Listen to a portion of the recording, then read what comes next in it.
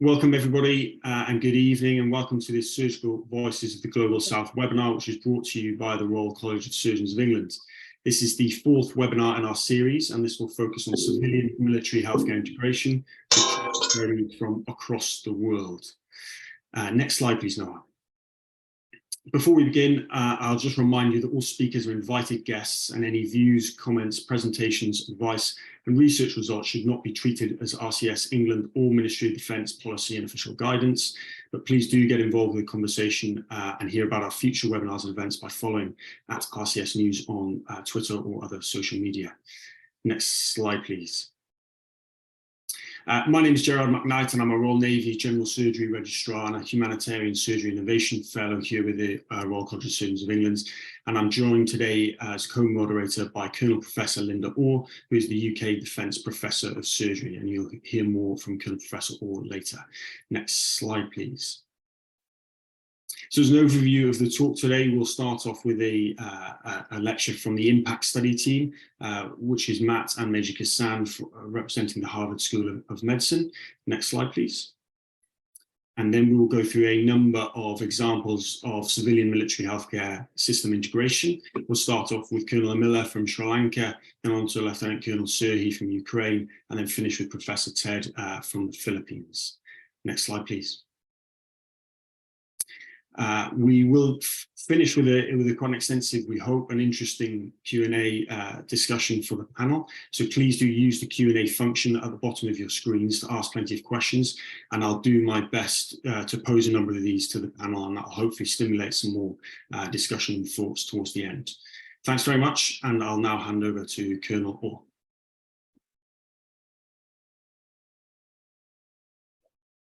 Thank you very much, Gerard, and the RCS team for inviting me to help moderate this webinar.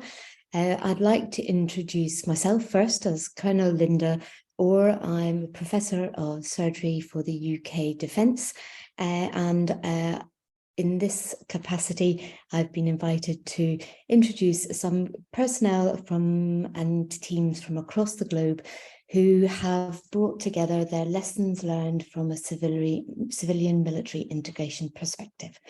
The first team are going to introduce us to the IMPACT study, and that is Mr. Matthew Arbanuti, and he is a core surgical trainee in London, and Major Ghassan Al-Zawati from the Jordanian Royal Medical Services, who is a senior plastic surgical fellow in the armed services there. So I will hand over to them to take forward their presentation, and this will be based around an introduction to the IMPACT study.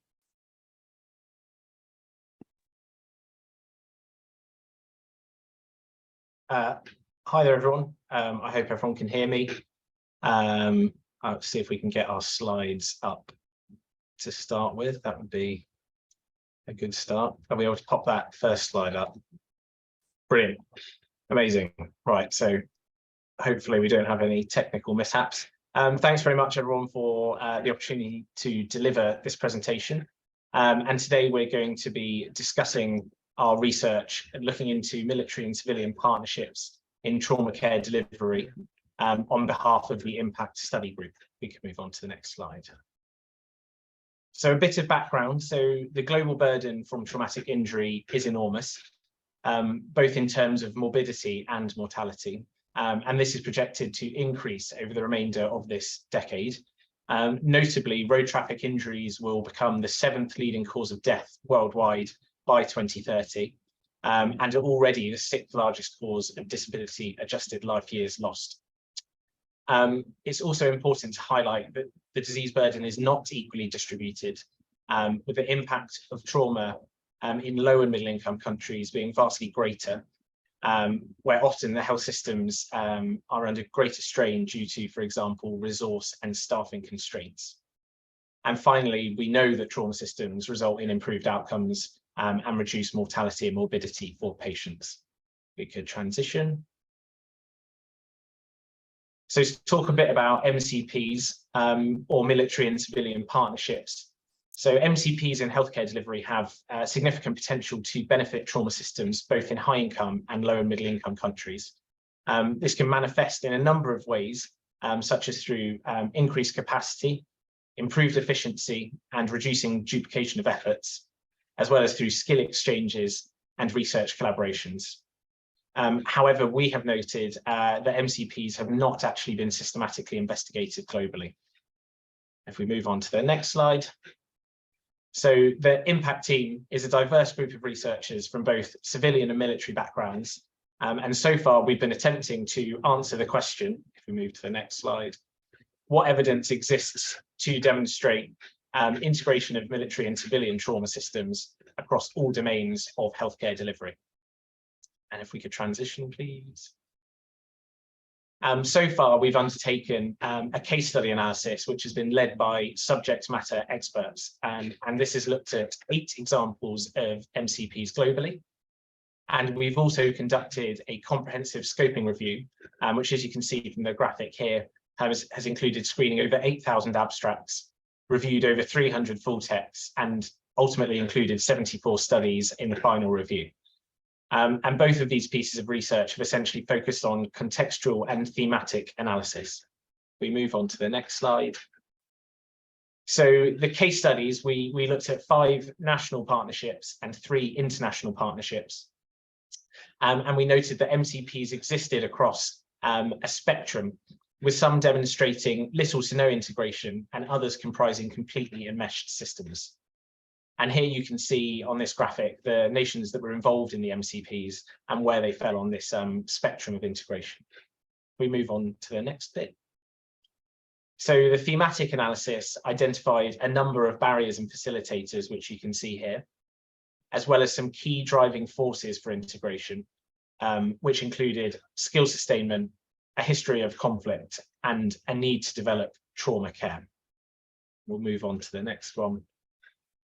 So with regards to the scoping review, again, we've noted that MCPs exist on this spectrum of integration, but we've developed this further following the case studies review. And the most common example of integration identified during the scoping review were collaborative partnerships. And these consisted of any formal agreements between 2 or more institutions. If we transition. So the thematic analysis, so generally we identified 5 common themes that you can see here, and academic integration was the most common theme, followed by event-based integration. And what we mean by this is any example of integration that was stimulated, for example, by a disaster response effort or from the outbreak of armed conflict. And if we transition again, we can look at the themes by level of integration, and we see that they vary across the differing levels of integration that we saw. For collaborative MCPs, so the most common level of integration, we noted academic integration as the most common theme identified, and this was followed by skill sustainment. However, if we look at the more complete examples of integrated MCPs, we see that these themes change. And for example, geography and event-based integration become the most common themes in these examples. We'll transition to the next slide. So we also looked at authorship and study location. So we found that the vast majority of studies were undertaken in high-income countries and authored by researchers based in such nations. We transition to the next slide. However, we did note that a portion of studies occurred in LMICs, and if we just press the pop-up. So 6 of these studies were authored by colleagues based in LMICs. However, if we transition again, we see that only 1/3 of the studies that took place in low and middle income settings were actually authored by colleagues from these backgrounds, which is obviously something that's quite concerning and needs further investigation. If we transition to the next one. So this slide here is a geographical representation of the distribution of study location and authorship institution, which, as you can see, is very broad and quite all-encompassing. And I'll now hand over to Major Ghassan. Good evening, everyone. Thank you for this great chance. Next slide, please. So if we look at this slide, this is a very important slide that shows the milestones of the impact study. So if we go back to 2020, where the collaborative group was established and we started to develop our survey. It took us 2 years to develop the survey in its final form. So in 2022, the survey was finalized and its distribution began.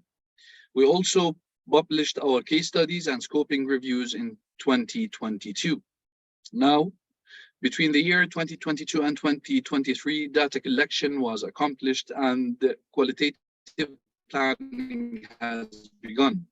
Also, we started the primary analysis of the data that we have collected. We are planning now to start the Delphi study and to begin the formation of a pilot framework, hopefully by 2024. The framework will hopefully stand as a guide for trauma system development and integration between military and civilian healthcare providers in the future. Next slide, please. So, in conclusion, we found that more research is needed, and we need to identify the prevalence of MCP worldwide. We needed to understand the factors that influence successful partnership and to delineate how partnerships can be utilized to improve trauma care in both civilian and military spheres. We also found that, or we concluded that diverse representation is essential. And this is from our research that was shown that LMIC's voices are underrepresented. And so if a future framework is to be applicable, then everyone must take responsibility and we must engage a variety of stakeholders. Next slide, please.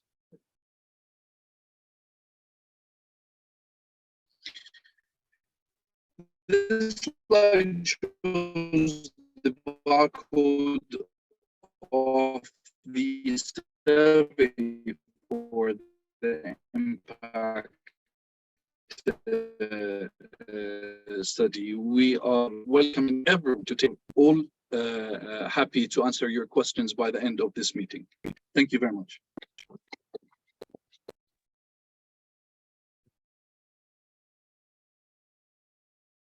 Thank you very much, Matthew and Ghassan. That was very interesting, and I'm sure it will generate lots of questions at the end.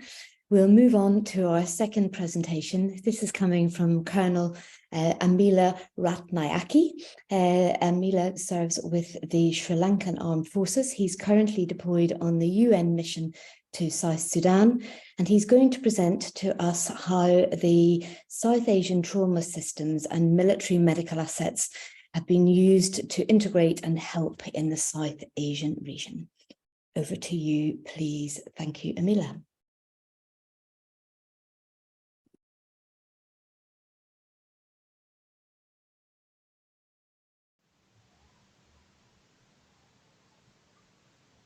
Good evening to all of you.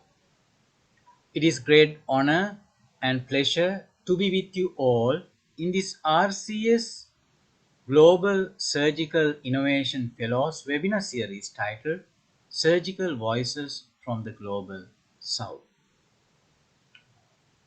My sincere gratitude to Dr. Gerard Knight for the kind invitation for this webinar. Sri Lanka is an Indian Ocean island sited southeast of India with 65,000 square kilometers landmass, homing 21 million of population. It is renowned for its natural beauty, cultural heritage, and ethnic diversity.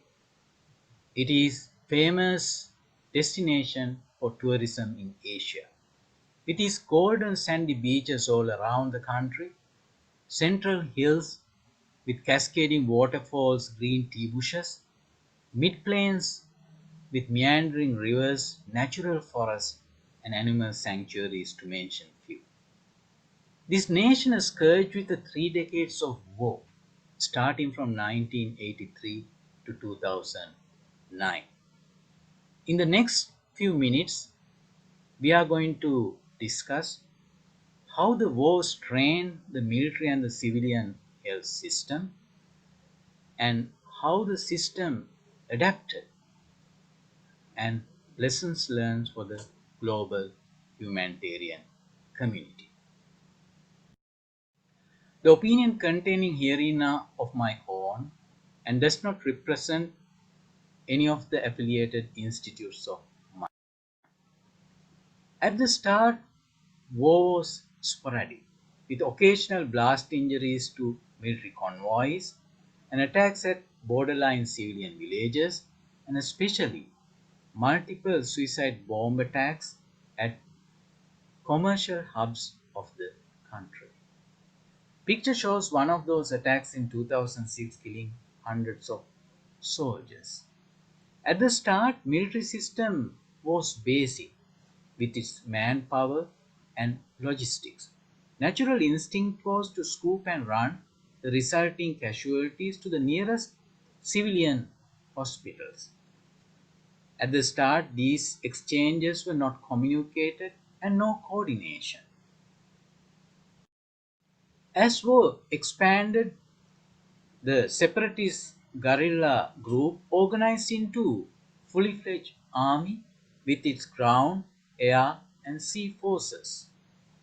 And they fought either side of front line using light arms and heavy weapons, artilleries, mortars and rocket propelled launchers, resulted in large number of casualties.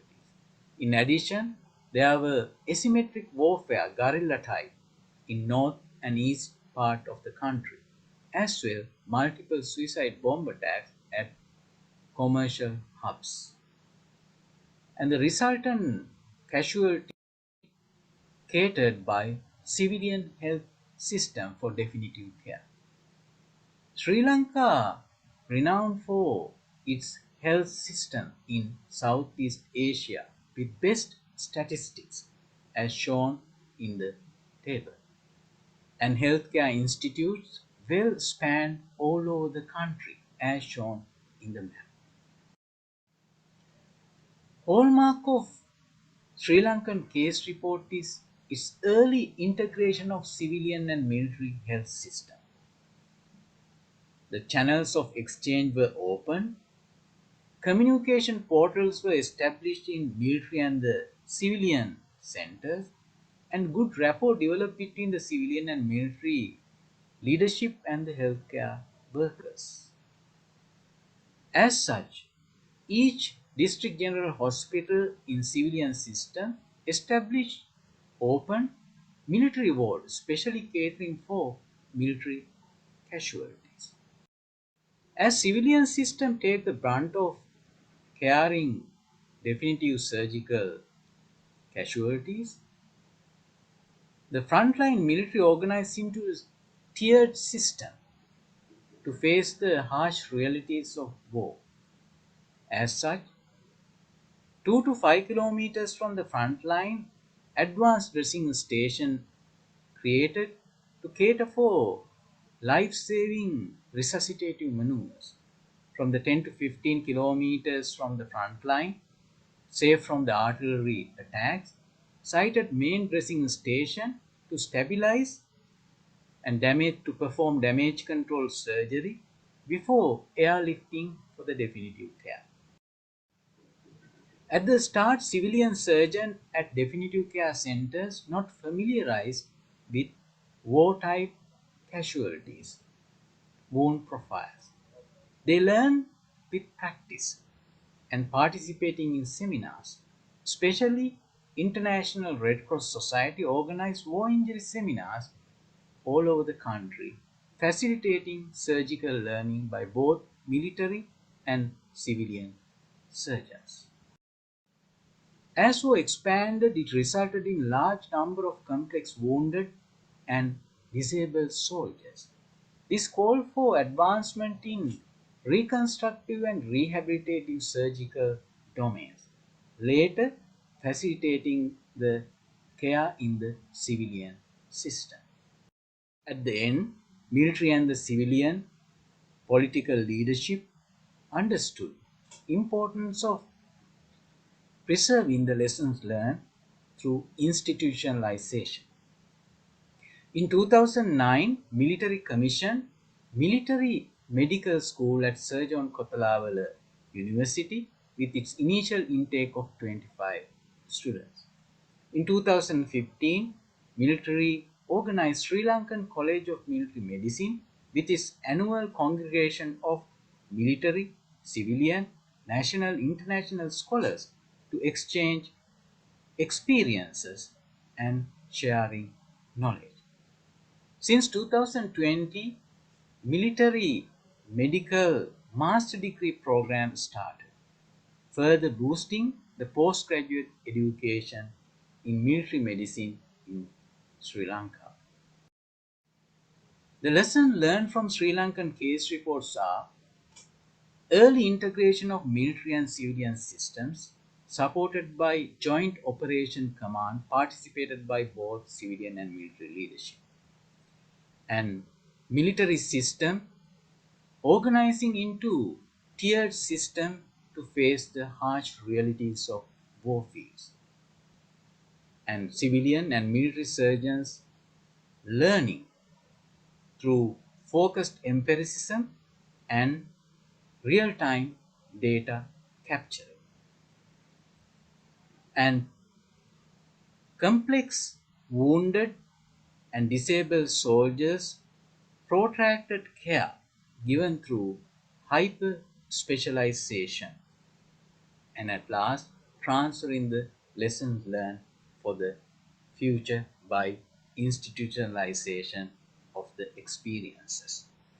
What global surgical community can learn from Sri Lankan case reports? It is crucial to coordinate multiple humanitarian agencies responding during conflicts and disasters. Otherwise, services may be duplicated in some places and inadequate in another. The UN Office for the Coordination of Humanitarian Affairs (OCHA) and WHO Emergency Medical Team Coordinating Cell established for this purpose. And also, conflict-related humanitarian emergency healthcare need to be tiered due to inherent risk to the healthcare workers and the facilities at the field. This was practiced in Mosul, Iraq in 2016 and later subjected to expert consensus at a Stanford Humanitarian Initiative and led to World Health Organization Red Book in 2019. Minimum standard for foreign teams responding to conflicts and complex humanitarian emergencies. Further, humanitarian assistance is more often needed in low and middle income settings, where healthcare systems are less developed, and these events result in large number of casualties with injury profiles unfamiliar to surgeons and healthcare workers contributing from developed nations. In this backdrop, it is crucial to train these healthcare workers to manage multiple injuries in conflicts and disasters in an austere setting. Emergency Medical Team Initiative mission launched to enhance preparedness and promote the rapid deployment and efficient coordination of emergency medical teams, adhering to minimum standards. And to address protracted care needed in humanitarian emergencies for complex wounded and disabled with reconstructive and rehabilitation care, EMT specialized care teams launched recently and will boost humanitarian healthcare in future. Lastly, global humanitarian agencies need to institutionalize lessons learned through international platforms similar to the EMT network in WHO. The World Health Organization EMT Network Annual Congregation promoting networking among all the stakeholders is an example. These are some of the resources for you to be thorough with EMT initiative. I quote Dr. Martin Luther King Jr. Of all the forms of inequity, injustice in the health is the most shocking and inhumane. I admire RCS surgical innovation fellows' endeavor to enhance global surgical humanitarian delivery through its work. Thank you.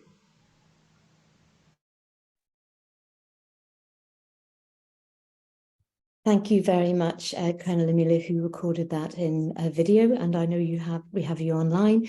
Thank you very much for that. Very inspiring and emotive. Lots to think about and lots of questions I'm sure will come at the end. We're going to move on, with your permission, to hear from Lieutenant Colonel Serhiy Tertachny.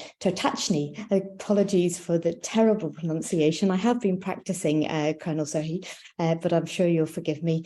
He is going to talk to us and share with us the experiences of the civilian military healthcare integration that is happening in the Ukraine from their experiences that are so very current, and also talk to us a little bit about the Royal College of Surgeons of England's recent initiative to team up with KNMU. Over to you, Colonel Serhiy.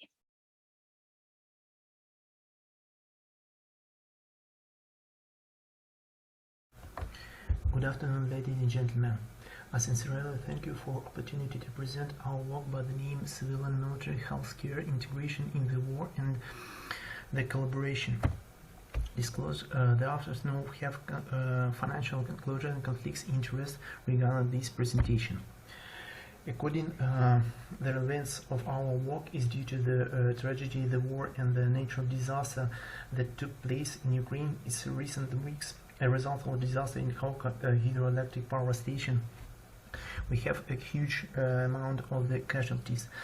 But the previous conflict, which right now continue the 9 years, the gunshot lesion of the sorties are observed approximately 78.2%, which it has 37.5% complained by small and medium, and the 30.7% of large and superficial defects. In the structure of the modern gunshot injury, approximately 80% equal to the various author injury of the limbs, which caused by the modern military weapons and personal protective equipment. The difficulty of performing a reconstructive intervention on the limbs are hidden and lake and surrounding tissue. Big name of combined osteomyelitis. That's why in this type of situation the answer will be a microsurgery. All the above necessary exchange of experience between military surgeons and civilian ones, creation of the reconstructive surgery centers. In the condition of the natural disaster or military conflicts, the healthcare system should be considered separately, but they should be integrated to each other, with the aim of increasing the quality and resource of the ability to provide medical care. Change concepts or conduct a military conflict, the laker directly contact with the enemy due to use to high energy weapon, which in turn leads a large destruction of the anatomical structure of the human body. And if you compare the previous conflict in the previous century, we see directly conflicts and using the gunshot machine, submachine, or another weapon with the bullets. But right now we have a change of the paradigms, and the enemy using the especially high energy like a rockets attack. Such a problem determined and its solution like a high level of loss implementability, high level individuality, and the large concerns of the complication. And this is solution in our point should be due to unification of the military and civilian medicine, and the unification of the following steps. Combine all these steps: new evacuation routes, new documentation management system, alternative monitoring and diagnosis system, new ways and interaction of the civilian and military healthcare. It can be very useful for right now, and I hope it will be useful for the all part of the world of this conflict. The creation new approach, this is a difficult task for many divisions, but we believe the base can be it's using the damage control surgery, evacuation by the appointment. This is base medical care system integration of the military and the civil system into the one piece, system capability, number of personnel, tension of the hospital, use the high energy weapons inspection according to the size and structure of the sanitary losses. Basic principle, this is like a consistency, timeless, country, continuing, and like a timeless, we can divide it for the first, should be provided with the first minutes after injury, 10 minutes, we see the first number. The second, this is called our medical measurement to stabilize the wounded during the first hour. This is a 1 gold hour. And the second, the last number, this is a 2, this measurement stabilize vital things, emergency surgical intervention to save the life, organ preservation. Our opinion, the new concept of providing medical care if the condition of the military conflicts, the nature disaster should be combined the following steps: the organization, the personnel, the science, the method supporting of the links, additional funding, material and technical support. All of these components can be the one, and bring to other possibility components of the medical care new medical care system. According the energy grid is experienced by our state, put and look for new energy independent methods of diagnostic and dynamic monitoring, and for our team it can be combination of digital dynamic thermography, portable Doppler ultrasound, or the Doppler like a free seat tool with butterfly or plus perfusion index like a Massimo.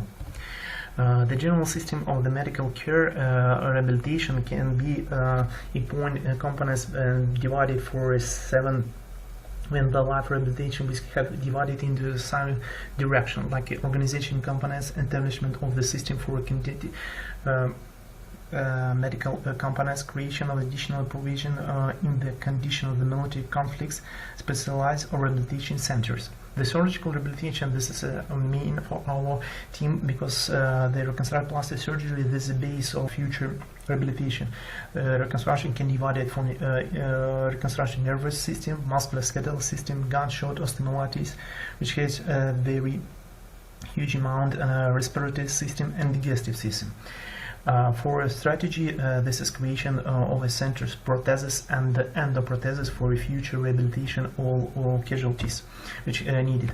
The clinical cases for our team, this is presentive the minor explosive injury, multiple gunshot shrapnel wounds to the left and right upper limbs, left and right lower limbs, blast fracture of the right calcaneus with the bone and soft tissue defect, contusion of the peroneal nerve and the right lower limb, traumatic shock, second stage. This guy was injured from the front line, and from the front line was the settlement of this is a place specially key point, and bleeding supers in tourniquet. The cat type was fixed on the extremity. On the first level it be 15 kilometers from the front line, and the guy was during the first 40 minutes on this stage medical nurses brigade. We can be ready to bring surgical group which have a traumatologist, and this is a second stage to bring faster possibility to transfer the patient by the vehicle class A, making primary surgical care, necrectomy, fixation of a fracture of the calcaneus with the devices of external fixation, and this guy after stabilization of vital function was transferred to the third level evacuation to Dnipro, to 220 kilometers evacuation by sanitary care class C with additional medical support. On this level, making deployment and one more deployment and put in an NPVT system, and after the soldier was transferred to fourth level, finally a level of reconstruction, and you see here this is a multimodal approach to using thermography and portable ultrasound during the reconstruction. The wound, the first stage for this reconstruction was a clear wound, making a couple debridement with ultrasonic cavitation with NPVT system. Bacterial test was negative, and in this case the soldier was preparing to the final operation reconstruction by the reverse roll fasciocutaneous flaps. And the last picture on the right lower corner, you can see the directly tension without any inflammation, and we had decided like a good result. In our point or for our team, the new types of the weapons can new feature of the central velocity and specific changes in the feature firearm transformation. And in this situation, we provided example for unification medical community of the world can be demonstrated like types of weapons cause new features on sanitary. And in our point, the science and social problem entire country, the unification of the civilian and military and strategic, but the basis of the solution, especially for the wounded person. iFuture, this is a specialist strategy of our team. A divided example unification of the mechanical community of the world can be demonstrated by this iFuture project, which allows solving problem in such difficult time, which involve the leader specialized in each direction. And this is a strong power, especially for us, scientific approach and strong health team, especially for our soldiers. The team approach, this is especially multidisciplinary team of doctor at the world level solving the problem of gunshot wounds, creation the new tactics approach and the treatment for gunshot wounds of blast injury, and this is the base of the future. The authors team for reporting said sincerely thanks to representative acknowledgement. Gerard McKnight, the Royal College of Surgeons of England, Dr. Björn Weiss, Andrea Edel from University Clinic Charité, Berlin, Germany, Professor Hakan Agir, member of European Council of Plastic Reconstructive Surgery. And this is a real implementation of the knowledge, and it's a huge honor to work with these professionals in this horrible time, especially for our team. And the conclusion. Summarizing from the results of our report, I would like to draw attention to real photo where an ambulance with medical team was destroyed by the missile energy fire. But we are strong, encouraged nation, and our task is to protect our citizens and create a new approach. Create medical units, solve the additional staffing of the medical units, and the rapidly changing circumstances of the military conflicts. The new units in the form of advanced or forward surgical groups, strength of the level of medical care, and simulated second plus levels closer to the line of battle conflict with the enemy. It is a new energy independent portable algorithms or diagnostic in the energy or traumatized, like a thermography, Doppler or portable Doppler, and plethysmography. Creation of the common medical space combine military and civilian, and a new evacuation system and ways for logistic support. From the deep part of the heart, we thank for servicemen who defend our country in such difficult conditions. Every representative of the medical, military and medical forces of Ukraine, for the strength of inspiration. Everything will be Ukraine.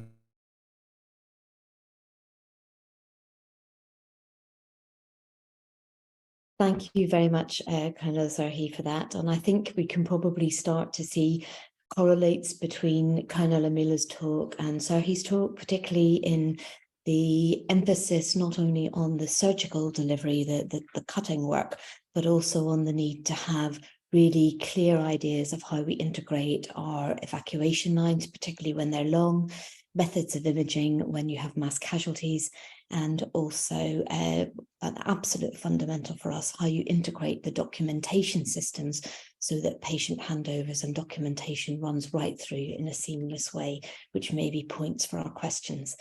But we'll move on now, please, if I may, to Professor Ted Horboza. Professor Ted is Professor of Trauma Surgery and Emergency Medicine in the Philippines. And I think congratulations are in order, Professor Ted, because I understand that you have been recently also appointed as the Secretary of Health in the Philippines, and we look forward greatly to your talk.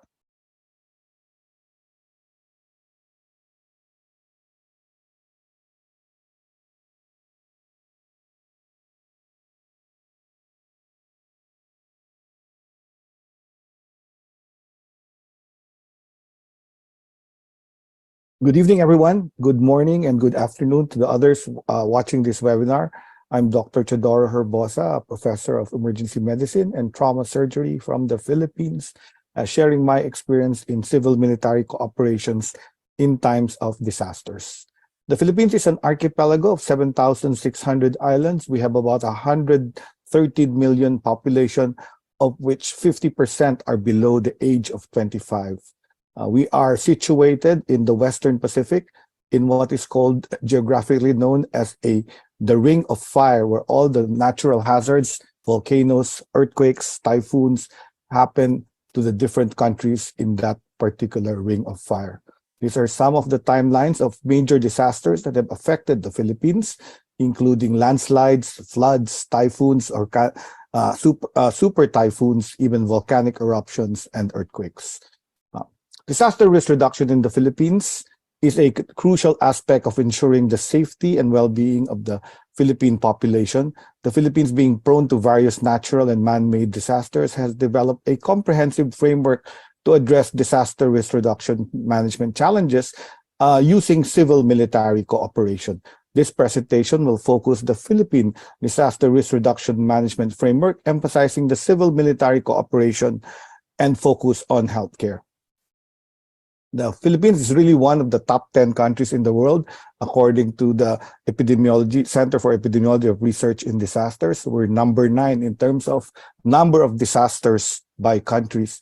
And we have many deaths also, the human impact. Most of the deaths actually do happen in our continents of the world. Because of the high number of deaths, we need to be prepared. And the human impact as well, in terms of the continents that are affected, show that Asia is really affected. Early on in my career as a young surgeon, I had been involved with the Department of Health, developing the National Emergency Services Network, or STOP-DEath program, which is an acronym for Strategic and Tactical Option for the Prevention of Disasters, Emergencies, Accidents, and Trauma for Health. And because of that, we were recognized by the World Health Organization and given a chance to actually train with our colleagues in the civil defense in Geneva in Switzerland. We've also been able to collaborate with the UN through the cluster approach in disasters, which was created after the chaos in Haiti after the Haiti earthquake. And because of this, they developed this cluster approach in disaster emergency response, and which was first implemented after a volcano in Bicol erupted, followed by a typhoon, leading to landslides thereafter. And it was very successful in its first attempt, and is now a standard approach of international disaster response.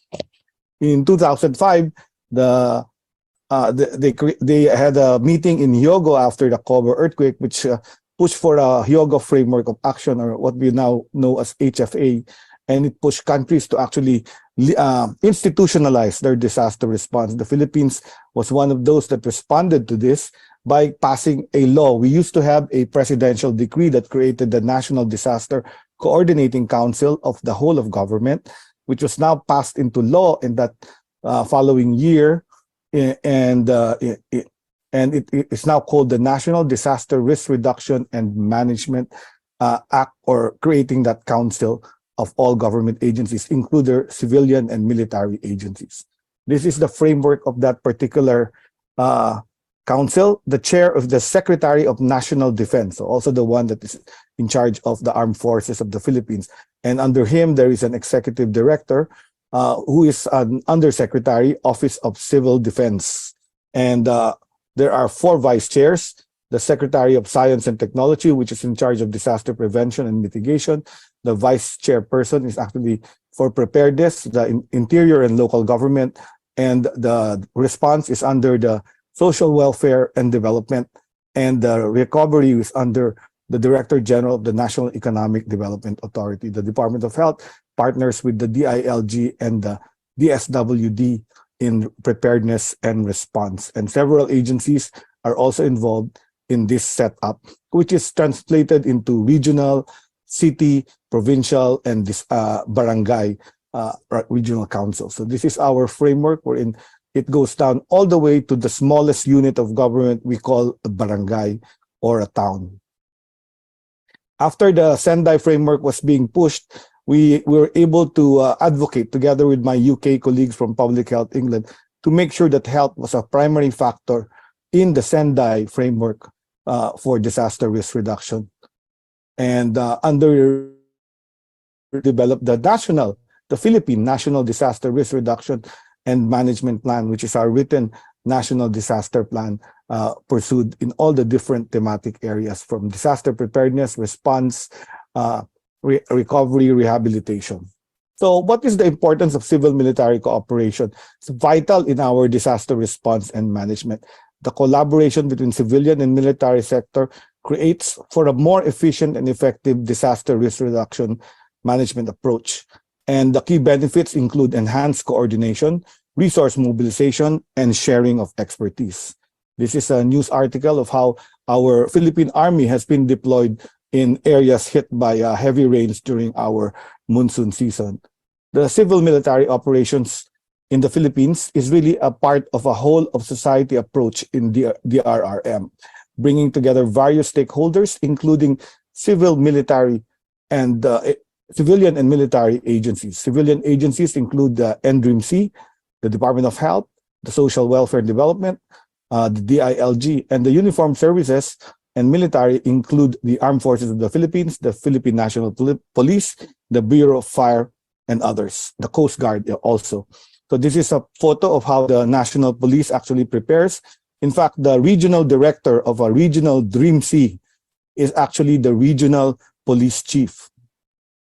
This is our police as well. They do also have units that do rescue, and they've actually modified this. This is not an inflatable. It's actually a steel drum welded together, because the inflatables do not work in urban rescue because they are easily punctured by poles and galvanized iron that actually jut out during rescue for floods.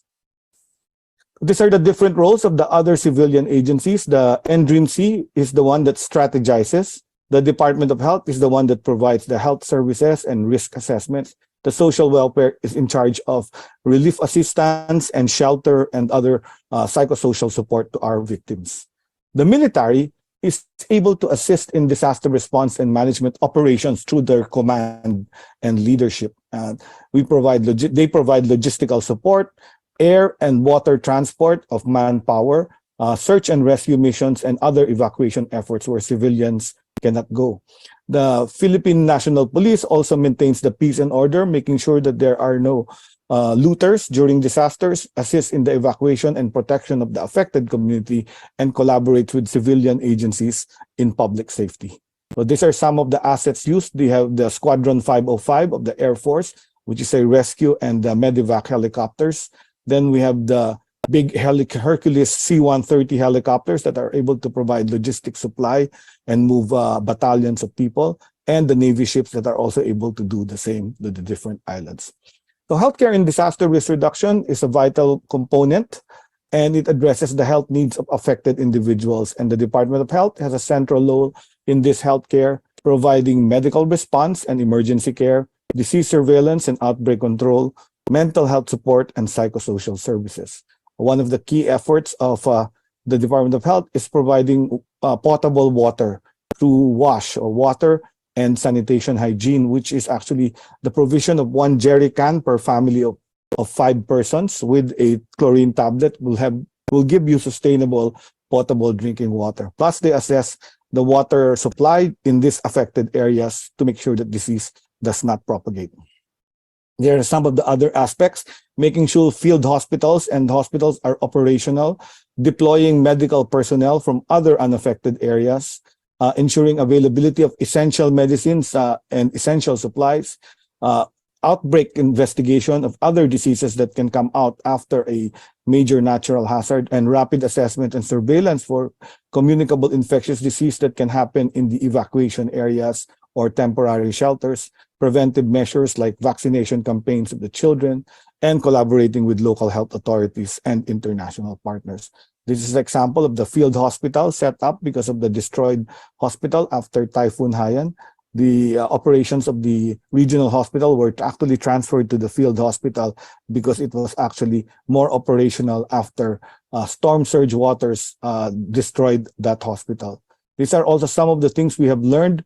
We've learned to devise a kit. We call it the Campolas kit, composed of cotrimoxazole, amoxicillin, mefenamic acid, paracetamol, Orisol, Lagundi, a local herbal product, vitamin A, and skin ointments. These are the ones that are needed in the aftermath of flooding for families that are affected from skin rashes, infections, waterborne illnesses, etc. So we continue to provide mental health support, first aid, psychological services, providing counseling, post-traumatic stress disorder for people who have lost homes and relatives, and facilitating community resilience and psychosocial recovery. During Typhoon Haiyan, I was in charge of all the foreign medical teams that were deployed by the international community to assist in the provinces of Leyte and the other islands, and we were able to classify them according to the foreign medical team classification and deploy them in areas where they are needed. Over the right, you see the flags of the countries that we actually coordinated, and it was a well-organized. Again, for the first time, this is the first time this type of coordination had happened after the Haiti incident, wherein they decided that there will be a manual for foreign medical teams. From the lessons here, the WHO has created now an international medical team set up and manual and even pre-registration for countries so that there will be no rush of outsiders in an actual affected area. In conclusion, disaster risk reduction and management in the Philippines is a Philippine framework which emphasizes the importance of civil-military cooperation. We have a Filipino word called bayanihan, a spirit of civic unity and cooperation among Filipinos. And if you look at this as depicted in paintings and actual photos, this is how the Philippines for centuries have responded to major calamities and disasters. It's through bayanihan. There's an English equivalent created by DRRM expert. It's 4 words, the community-based disaster preparedness. We have a single word for it. Thank you very much and good evening, everyone. Thank you very much, Professor Herbosa Ted. That was much appreciated. And I think we can see the parallels again where natural disaster, man-made disaster and war often are not mutually exclusive. So the lessons learned at bringing our military and civilian healthcare systems together can cross between all to everyone's advantage. I'm going to hand over now to Gerard, who is going to moderate the questions and answers. Please keep them coming. The panel will endeavour to answer those and pull some of the strands together. Over to you, Gerard. Thank you, Ma'am, and thanks again to all the speakers for such fantastic talks. Could I just ask all of the panelists to switch their cameras on and their microphones on for the next stage so that all the panelists can be seen. We're going to start off with a question for Colonel Amila. And what we'd like to ask you is your approach to mass casualty situations in the Sri Lankan military, and how has this changed over the 30 years of your experience in the Civil War, please, Colonel Amila?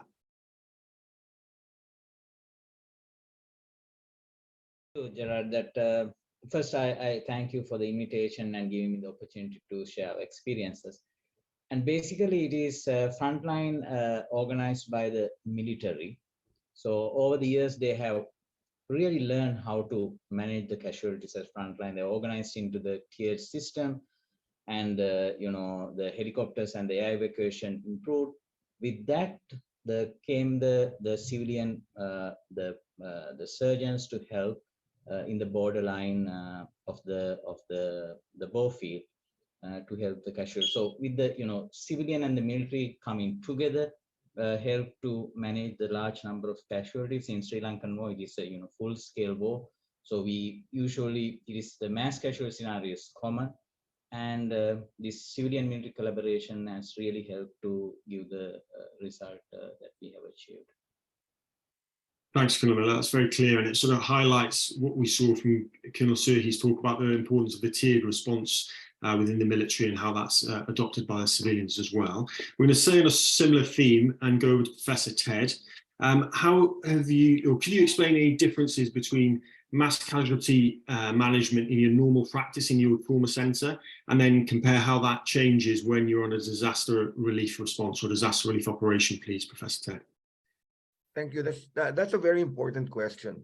In my years of practice of trauma surgery, there seems to be quite a subtle difference when you do multiple casualty incidents it's a little bit easier to contain because it's like a bomb set up by a improvised explosive device. And it's much more contained with the environment and the number of people.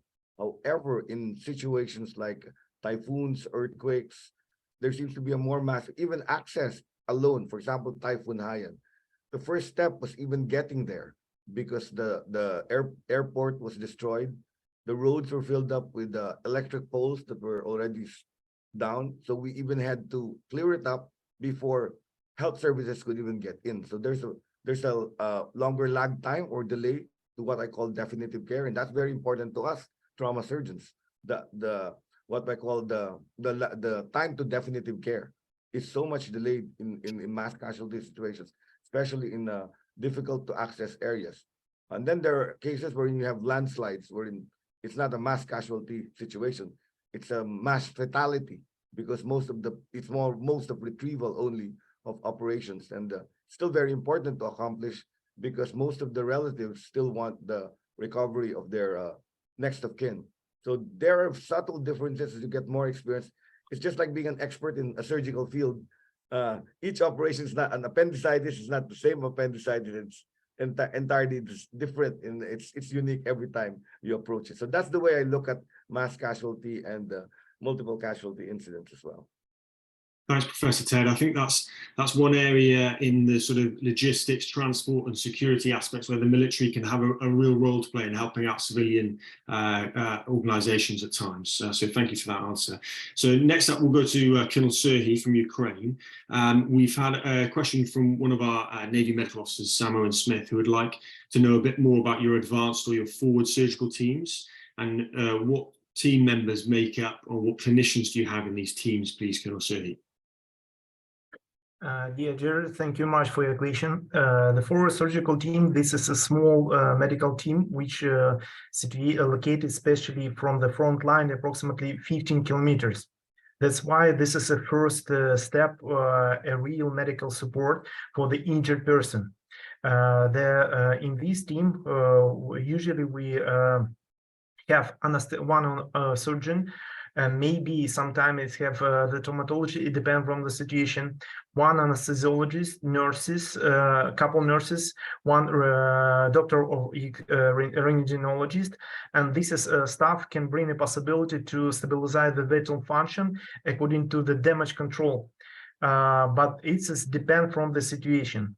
If our commander decided, especially additionally, it's only the order. But this is a secret situation, and this is information I cannot be right now. But usually these forward surgical team very useful because during the last year, this team saved a lot of lives of injured soldiers, even a very hard condition. If the soldiers coming on this team, we stabilize the vital function. And the useful of this team, this is a higher amount of heart injury, which we transfer to the third level, or role 2 or role 3.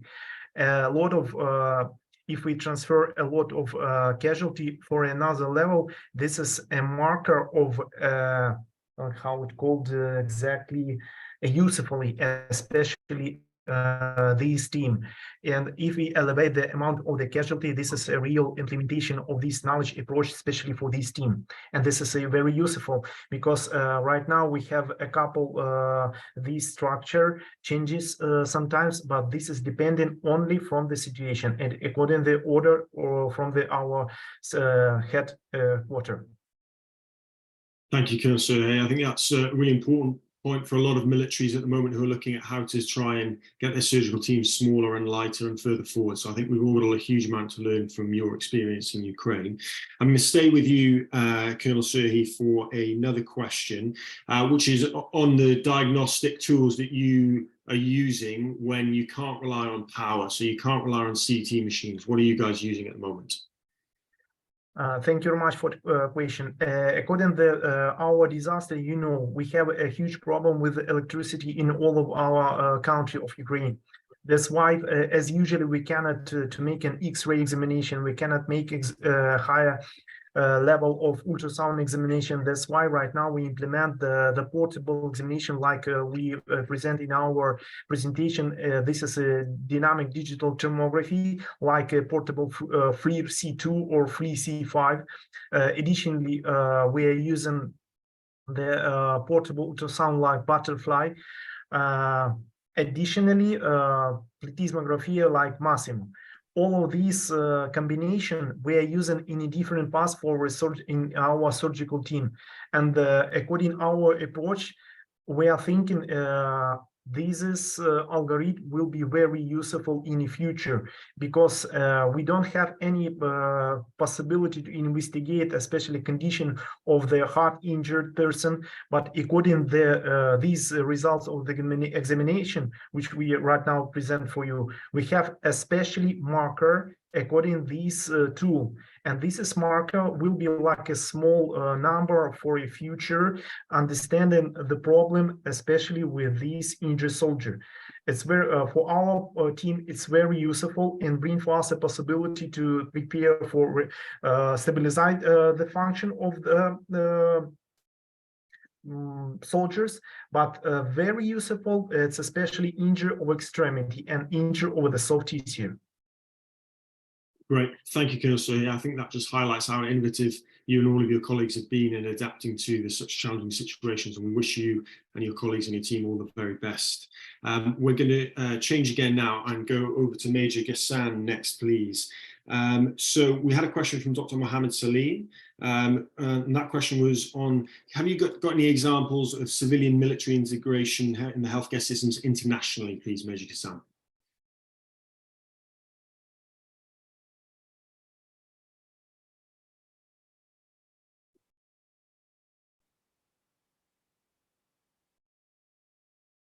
We can't hear you at the moment, Major Ghassan, unless it's just me. We may have to move. The point is that the impact study, this is the goal of the impact study. We're still gathering data and trying.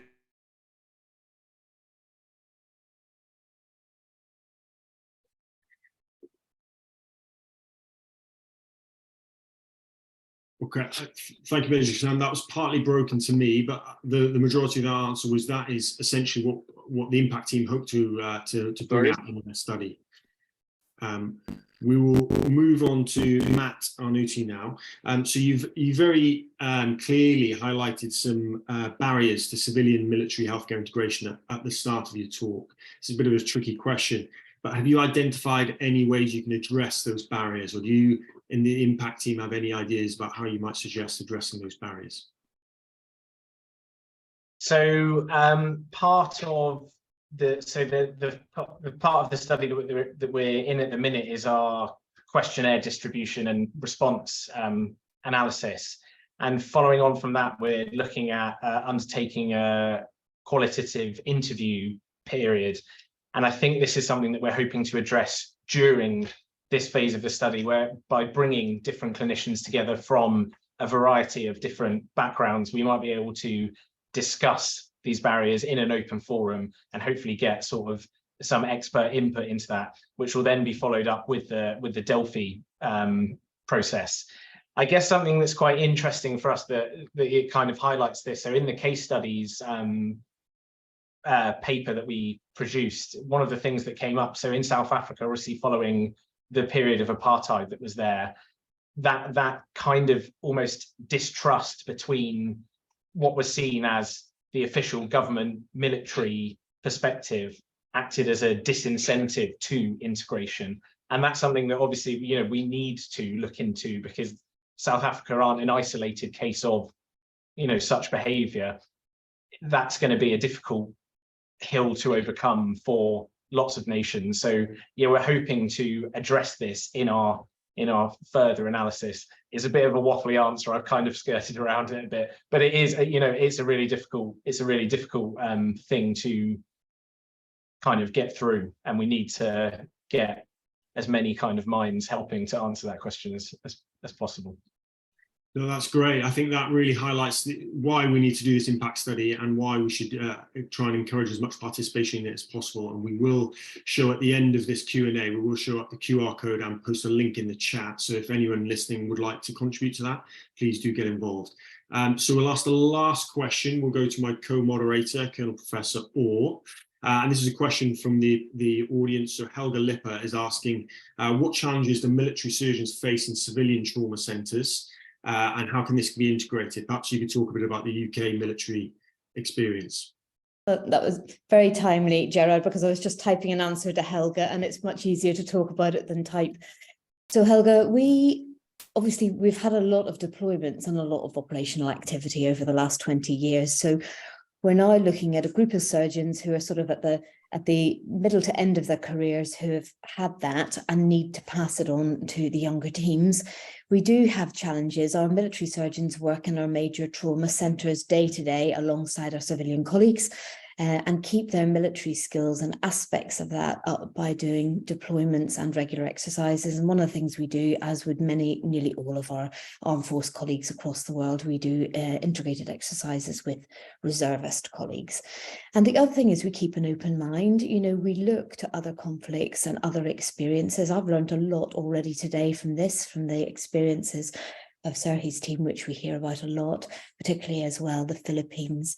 There are things I'll take away and back, but in answer to your question, we work alongside everyone day to day. We develop those networks and relationships, and then we bring our military component of our surgical care. We deliver through deployments, and more recently we've put together a surgical core module of training that our surgeons will do through their career that will allow them to go into different aspects of surgical specialist delivery. So transplantation is one of them, where we'll learn surgical skills so that our surgeons who tend to be super specialized in the civilian world have a much broader base, because as you know, when the numbers are small for surgeons, we need to be able to go into the abdomen, the head, the chest, and we need people who have the basic skill sets to be able to do those safely. And that's how we are addressing it, with the help of the RCS and the Royal College of Surgeons and NHS England. Thank you, Ma'am. And that brings our Q&A to a close. So I'd just like to thank all the panelists and my co-moderator, Colonel Orr, again, for a really fantastic discussion, I'm sure. So thank you very much. And we will just move on to the next slides just to wrap up. Firstly, this is that slide from the impact study from our colleagues, Matt and Majid Hassan. You can scan that QR code and that will take you to the website, and you can use their email addresses there, and there should be a link appearing in the chat to follow, and that will again take you to the website. So they're still actively recruiting for contributors, so if you feel you have something to contribute, please do get involved. Next slide, please. And as I mentioned earlier, this webinar is part of a series, the Surgical Voices from the Global South. And so this is just to advertise the next webinar, which will focus on Yemen and is co-hosted by Dr. Raouf Saleh, one of my colleagues in the Royal College of Surgeons and a Yemeni surgeon with MSF, and Dr. Rachel Hargis, who's the leader of the Global Surgery Policy Unit. If you would like to sign up, and I encourage you to do, I think it's going to be a fantastic webinar, please do follow the links on the RCS social media or on the RCS website. Next slide, please. And that brings our webinar to a close. I hope you've enjoyed it as much as I have, and hopefully this has sparked a lot more questions and got us all thinking about how we can integrate better with the health systems we work in to improve patient care. So thank you all for joining, and I wish you a good evening. Bye.